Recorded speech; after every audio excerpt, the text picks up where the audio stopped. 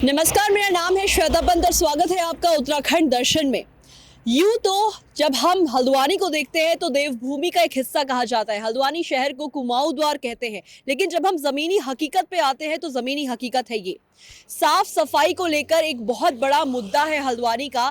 और ऐसे कूड़े के पहाड़ इकट्ठे किए गए हैं। नगर निगम कहता है कि कूड़े की गाड़ी घर घर से कूड़ा उठा रही है, लेकिन अगर उस कूड़े को लाके यही पटक दिया जाता है तो क्या ये हमारे शहर के लिए सही है? आप देख सकते हैं कितने बड़े पहाड़ खड़े हो गए। इतने सालों से नगर निगम वादा कर रहा है, इतनी बीमारियों का कारण बन चुका है ये पहाड़ कूड़े का, इतनी बदबू है इस जगह पे, और बरसात के समय तो ये कूड़ा बहकर यहाँ हाईवे तक भी पहुंच जाता है।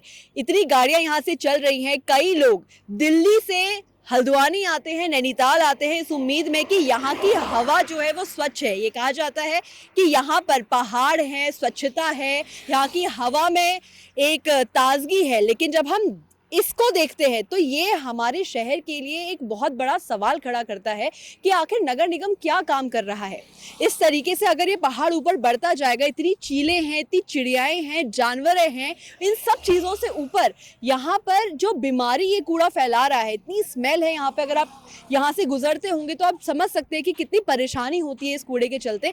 तो नगर निगम वादे तो कई सालों से कर रहा है कि इसकी सफाई की जाएगी, लेकिन इसका जो रिजल्ट है वो बस इतना निकल के आ पा रहा है कि ये कूड़े के पहाड़ बढ़ते चले जा रहे हैं। लोगों की नज़रों से छुपाने के लिए नगर निगम ने यहाँ पे ये हरा जो एक पर्दा सा था वो लगाया हुआ था। अब तो ये हरा पर्दा भी फट चुका है।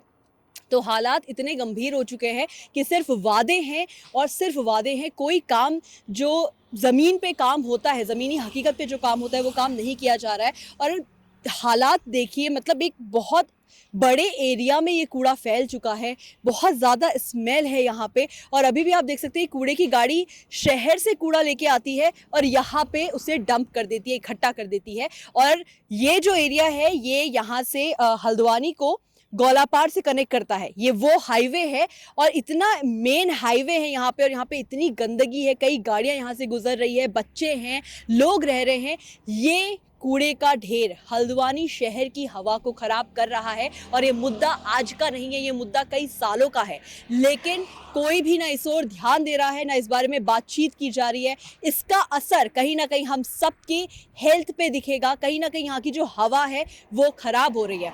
तो इस पर बात करनी ज़रूरी है। आप इस बारे में क्या सोचते हैं हमें कमेंट बॉक्स पे ज़रूर बताएं, और हम सबको ही मिलकर ये सवाल खड़ा करना पड़ेगा, जिससे कि ये जो कूड़े का पहाड़ है, हमें यहाँ पे कोई छोटा गाजीपुर नहीं बनाना है।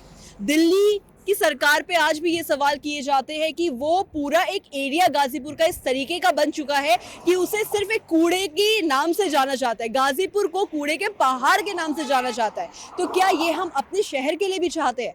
आप इस बारे में ज़रूर बताएं।